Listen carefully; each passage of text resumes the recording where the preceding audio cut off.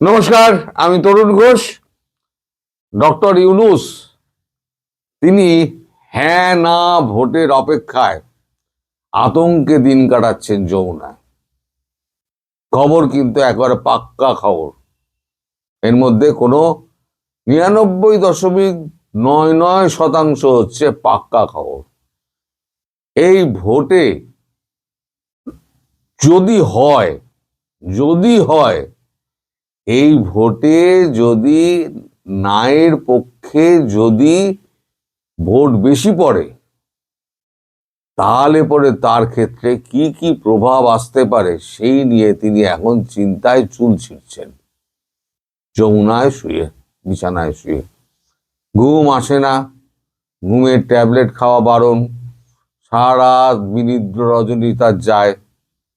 একদম ঘরের কথা বলছি আপনাদের। এখন সংবিধান আপনাদের আমি যা শুনেছি, আমি তো আপনাদের সংবিধান পড়িনি, সংবিধানের যে সমস্ত ধারা ফারা আছে তাতে সম্ভবত 7 এবং 8 নম্বর ধারায় বলা আছে, আর যাই হোক সব প্রতিবাদ করা যাবে, সরকারের বিরুদ্ধেও প্রতিবাদ করা যাবে, কিন্তু সংবিধানের ওপরে কোনো আঘাত আনা যাবে না। মোহাম্মদ ইউনূস কি করেছেন, সেই সংবিধানকে নিয়ে পাঠ করে শপথ নিয়েছেন রাষ্ট্রপতির কাছে। শপথ দিয়ে সেই সংবিধানকেই তিনি পাল্টে দেওয়ার জন্য আলী রিয়াজকে কাজে লাগিয়েছিলেন। আলী রিয়াজও কাজে লেগে গেছিলেন। সে কিন্তু সেই সংবিধান মানে সংবিধান সংশোধন, সেটা হ্যাঁ না ভোটের ওপরেতে নির্ভর করছে।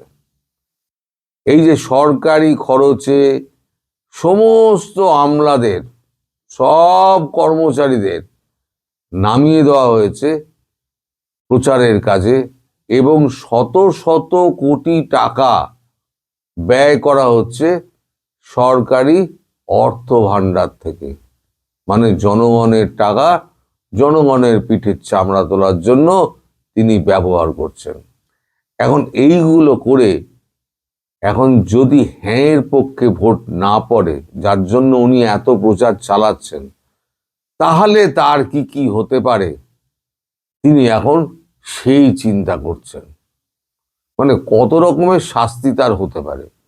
কিন্তু আমি যতটুকু শুনেছি, যা জেনেছি আপনাদের সংবাদ মাধ্যম এবং বিভিন্ন সোশ্যাল মিডিয়া ঘেটে, তাতে দেখা গেছে 7 এবং 8 নম্বর ধারায় যে বলা হয়েছে, সংবিধানের ওপরে যদি কোনো রকম হাত পড়ে তাহলে তার এক এবং একমাত্র শাস্তি হচ্ছে মৃত্যুদণ্ড।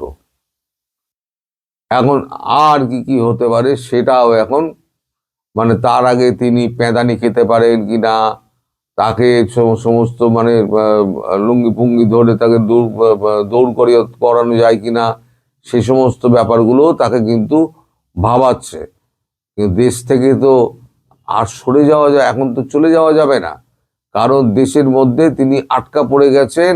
ভারত তাকে তো ছাড়বে না, অন্য কোনো দেশ তাকে আশ্রয়ও দিচ্ছে না।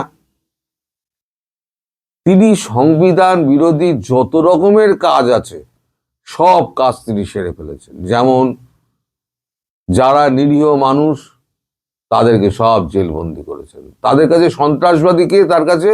তার কাছে সন্ত্রাসবাদী হচ্ছে চিন্ময় প্রভুর মতো সন্ন্যাসী। নিরপরাধ আওয়ামী লীগ যারা রয়েছেন তারা হলো গিয়ে সন্ত্রাসী। তারপরেতে আপনার এই যত সাংবাদিক, লেখক, যত বুদ্ধিজীবী, শিল্পী যত আছে তারা হলো গিয়ে সন্ত্রাসবাদী। আর উনি হাজার খানেক যে জেল থেকে ছেড়ে দিলেন সন্ত্রাসবাদীদের, তারা হচ্ছে নিরপরাধ মানুষ। সুতরাং সংবিধানের মধ্যে থেকে তিনি সংবিধান বিরোধী যা যা কাজকর্ম করার সব কটাকেই তিনি সেরে ফেলেছেন। এখন এই যে করেছেন, সেটা এখন তো তার দায় তো তাকে নিতে হবে। এই যে এন্টায়ার যতই উপদেষ্টা রয়েছে, সব কটা উপদেষ্টার ঘাড়ে কিন্তু এই সংবিধান ভাঙার দায় তাদের ঘাড়ে পড়বে। এবং লাইন দিয়ে দেখবেন, আমি যেটা বলেছিলাম বহু আগে, ওই যে আইসিটি গঠন হয়েছে, ওখানে দড়ি টেনে আসিফ নজরুল দেখে এসছে সব ঠিক আছে কিনা, শেখ হাসিনার ওখানে ফাঁসিটা ঠিক মানে হবে কিনা, দড়ি শক্তপোক্ত আছে কিনা, ওই দড়িতে আপনাদের ঝুলতে হবে। আমি বহু পূর্বে বলেছি, হয়তো আপনাদের স্মরণে নেই, আপনারা হয়তো ভাবেন যে আমি সমস্ত ভুলভাল বকি, কিন্তু আমি বহু আগে আন্দাজ করেছিলাম যে এই জিনিসটা হবে, যেটা আজকে হতে চলেছে। আমি আশা করি না যে ভোট হবে, আমি আশা করি না। যদি কোনো কারণে হয়ে যায় এবং নায়ের পক্ষে যদি ভোট বেশি পড়ে, দেশের মানুষ এমনি ক্ষেপে আছে, যতই তাদের চাপাচাপি করুক না কেন, কিন্তু তারা যখন ওই ন্যায়ের পক্ষে যখন ভোট দেওয়ার জন্য যখন চাপাচাপি করা হবে, তখন কিন্তু তারা বিদ্রোহ করবে। সেই বিদ্রোহের আশঙ্কাও কিন্তু একটা উনি করছেন, যে মানুষ এমনি এমনি আমাকে করবে না, মানে হ্যাঁ ভোট দেবে না, আমাকে জোর করে ভোট নিতে হবে। আর জোর করে ভোট নিতে গেলে কি কি অবস্থার মুখোমুখি ওনাকে হতে হবে, সেটাও কিন্তু ওনাকে ভাবাচ্ছে। সব মিলিয়ে এই ডাস্টবিন শফিক টপিক এখন দেখবেন সব মুষড়ে গেছে, কারোর মুখ থেকে কোনো কোনো কথা বেরোচ্ছে না। এই যে লম্বা চওড়া বাদ দিত যারা আমাদের সমস্ত ওই কচি কচা সংসদরা যারা রয়েছে, তারা একদম মুখে একদম কুরু পেটে দিয়ে সব ফেভিকল পুড়ে দিয়েছে আমার মুখের মধ্যে। কারোরা জীবও সরছে না, ঠোঁটও নড়ছে না। তারা একসময় হুঙ্কার মারত যে আমাদের কথাই হচ্ছে শেষ কথা, এবং আমরা যা বলবো সেটাই হচ্ছে আইন। সার্জিস বলেছিলেন, আপনাদের মনে আছে। তবে হাসনাত ছেলেটা কিন্তু বলেছিল বিপ্লবীদের গলায় ফাঁসির দড়ি সবার আগে আসে, পরে এরকম একটা কিছু ও বলেছিল। ওই ছেলেটা একটুখানি বুদ্ধিশুদ্ধি আছে, ও একটুখানি দূরদর্শী আছে, ও বুঝতে পারে। আর বাকিগুলোর তো কোনো জ্ঞান গম্ভী নেই, একেবারে আকার মূর্খ। আপনাদের ওখানে গতকালকে আমি একটি ভিডিও দেখলাম, সেই ভিডিওতে দাঁত উঁচু ছেলে, সে নাকি বলছে ইউরেনিয়াম ছুঁড়ে ছুঁড়ে মেরে আমরা ইউরেনিয়াম পেয়েছি আর একদম ভারতকে শেষ করে দেবো। এই গাধাগুলো একটু পড়াশুনো করে না, তাই এই যে এর সঙ্গী সাথী যারা আছে, তিনি যখন বলছেন যে ইউরেনিয়াম ইউরেনিয়াম, সঙ্গী সাথী সব বলছে ইউরেনিয়াম ইউরেনিয়াম, শালা ইউরেনিয়ামটা কি সেটাই জানে না। এরা এতটুকু লেখাপড়া করেনি, ইউরেনিয়াম 100 কেজি যদি এনরিচ করা যায় তাহলে মাত্র 10 গ্রাম ইউরেনিয়াম বেরোবে। ইউরেনিয়াম হচ্ছে নিউক্লিয়ার একটা বিষ যাকে বলে। এবার শুধু ইউরেনিয়াম নিয়ে তো হবে না ভাই, ওই যে লম্বা যে আপনার মিসাইলটা দেখেন, তার মধ্যে কি কি থাকে, ফুয়েল, নিচে ফুয়েল থাকে, তার নিচে চার্জার থাকে, এইবার ওপরে আছে আপনার নিউট্রন এবং প্রোটন, আর মধ্যিখানে থাকে আপনার ডিফিউজার, আর মাথায় থাকে ওভারহেড যেটাকে বলে, মাথায় থাকে হচ্ছে ওই নিউক্লিয়ার, যেটাকে আপনারা বলছেন যে নিউক্লিয়ার আমরা পেয়েছি, ইউরেনিয়াম পেয়েছি। এই গাধারা জানে না এই যে বাকি অংশটুকু, তারপর আবার প্রজেক্টর আছে যেটা দিয়ে আপনি ছুড়বেন, তারও ব্যবস্থা নেই। এই যে ইউরেনিয়াম এনরিচ করতে গেলে কত সময় লাগে, কত স্পিডে তাকে ঘোরাতে হয়, একটা নির্দিষ্ট স্পিডে তাকে ঘোরাতে হয়, এবং ঘোরানোটা হচ্ছে সেই মাসাদিকাল ধরে চলতে চলতে চলতে চলতে তারপরে নির্দিষ্ট সময় একটা ওই 10% মানে 10% একটা এ বেরোয়, ইউরেনিয়াম বেরোয়, নিউক্লিয়ার বেরোয়।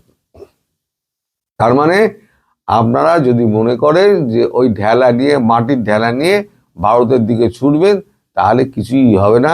আপনারা হচ্ছেন চরম একটি গাধা। এবং আমি বরাবর যেটা বলি, যে এরা ফেসবুক আর ইউটিউবের বাইরে সারা বিশ্বের কিচ্ছু জানে না, সব কটা হচ্ছে মাদ্রাসা পড়ুয়া। আর এই মাদ্রাসা পড়ুয়াদের আসল মূল শিক্ষার মধ্যে ঢুকিয়ে দিয়েছিলেন কে?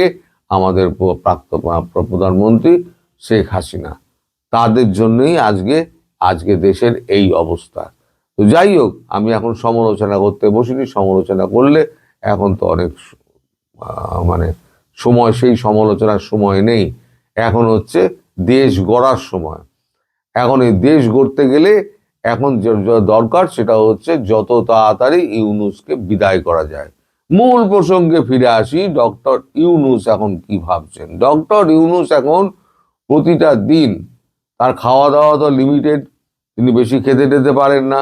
ওই যতটুকু খেতে পারেন তাও আজকাল উনি খাওয়া ছেড়ে দিয়েছেন। উনি চা, জল, বিস্কিট এর ওপরেই উনি বেঁচে রয়েছেন। খাওয়ার স্পৃহা তার নেই। যার মাথায় ফাঁসির দড়ি ঝোলে সে কি করে খাবে বলুন? তার খাওয়া গলা দিয়ে নাববে? তার খাওয়া গলা দিয়ে নাববে না। তার উপরে সে পালাবার তার কোনো সুযোগ নেই। তিনি এদিক ওদিক করে যদি জাপান টাপানের নাম টাম করে যদি উনি পালিয়ে যান সেটা আলাদা কথা, গিয়ে ওখান থেকে পদত্যাগপত্র পাঠিয়ে দিলেন সেটা আলাদা কথা।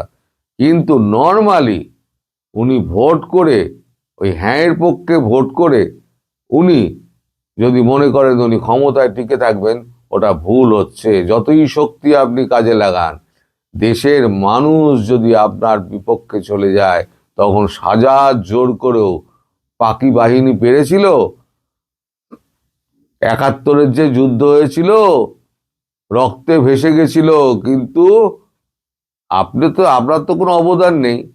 আপনি তো স্বীকারই করেন না, আপনার দলও স্বীকার করে না। মাটি ভিজে গিয়েছিল রক্তে, কিন্তু তারা পিছু পা হয়নি। এবারও তাই হবে। যখনই আপনারা জোর করতে যাবেন, তখনই দেখবেন বিদ্রোহের মুখে পড়বেন, আর সেই বিদ্রোহের আগুন কিন্তু সারা দেশ জুড়ে চলে যাবে। আর আমার আবেদন প্রত্যেকটা বাংলাদেশিদের কাছে, আপনারা কেউ যতই চাপ দিই হ্যাঁ এর পক্ষে ভোট দেবেন না। আদৌ যদি ভোটটা হয়, হ্যাঁ এর পক্ষে ভোট দেবেন না, সব না এর পক্ষে ভোট দিন। আর না এর পক্ষে ভোট দিলে একেবারে ইউনূসের গলায় ফাঁসির দড়িটা ভালো করে এঁটে বসবে। সবাই ভালো থাকবেন, সুস্থ থাকবেন এবং সাবধানে থাকবেন। নমস্কার।